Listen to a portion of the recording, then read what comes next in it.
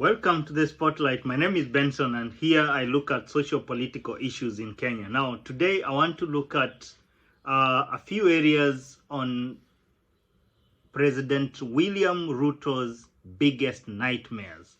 And the reason why I'm looking at this topic is because actually he's got the biggest nightmare as we speak. The biggest of them all being, number one, is the opposition.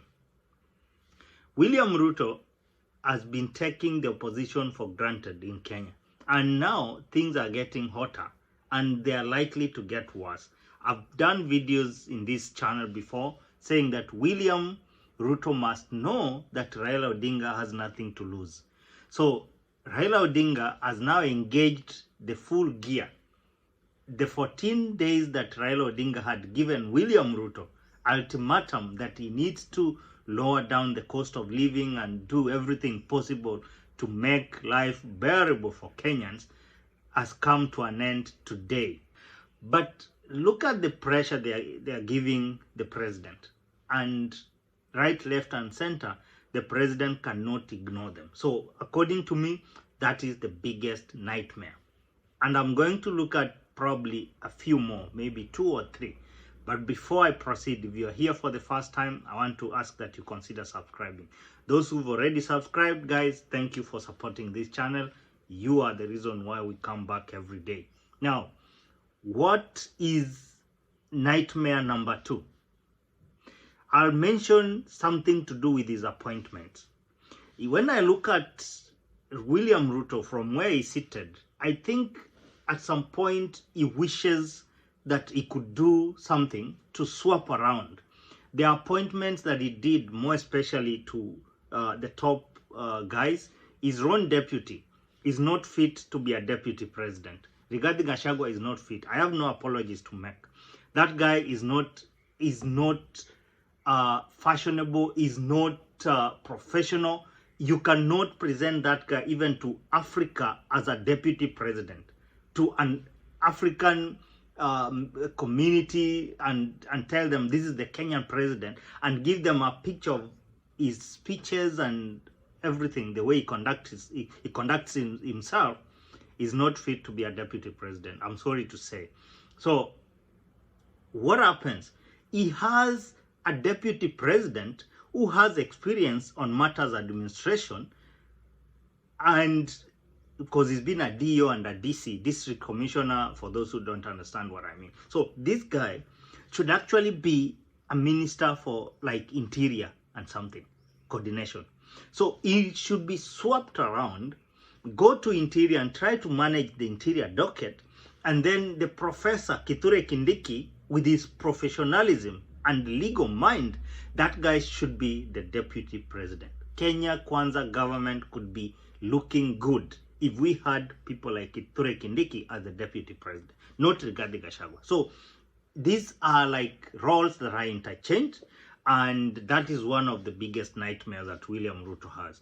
And then another thing is, I'll probably mention the pressure that he gets. That's nightmare number 3. William Ruto has a delicate balance between his Christianity, the Christian beliefs, where we are told that you should not revenge and you should not do all these sorts of things. On one hand, he has a prayerful wife, and the deputy president, the wife is actually a pastor. On the other hand, William Ruto gets it so hard from his own friends, like this one. Huyu jamaa ambaye anaitwa Matiang'i amefanya ukarabati, amekuwa akifanya ukora, akisema eti askari walienda kwake wakamshika. Mimi wacha niwaulize, huyu jamaa rafiki akija kukutembelea, kuna shida? Si hao askari walikuwa wanafanya kazi na yeye? Kwa hivyo kuna shida askari wakienda kutembelea yeye? Yeye anaenda kutembelea Uhuru Kenyatta. Sasa yeye askari wakitembelea yeye, iko shida yoyote?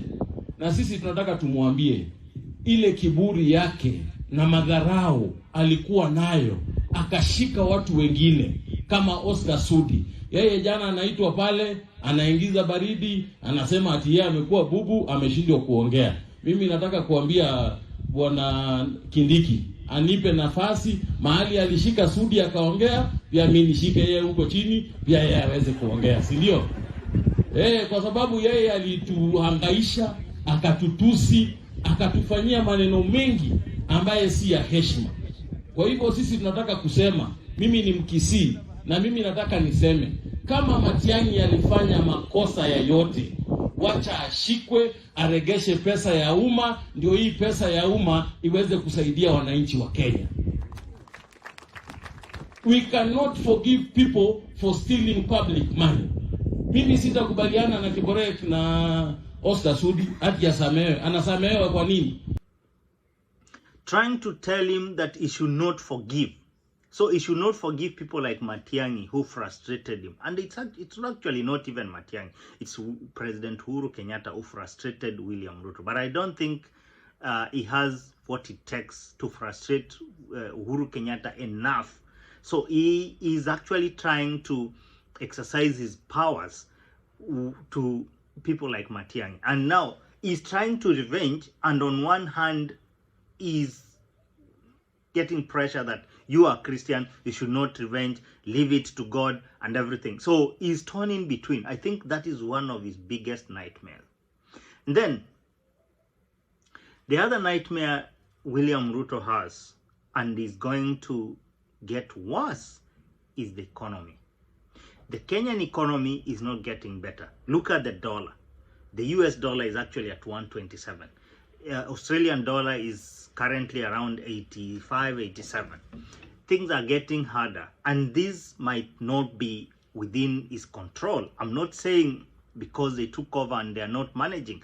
They might be failing in one way or the other, but the economy is really doing bad in most of the countries. So William Ruto inherited a government at a wrong time, post-COVID, when economies are recovering, and people will not understand that. So people, the hustlers, will not understand, and they'll gang up against him.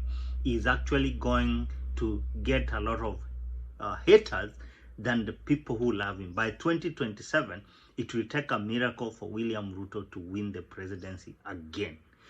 Let me leave it at that. And if you think there's something you need to add on that is part of William Ruto's nightmares, drop it on the comment section, guys. And thank you once again for being here.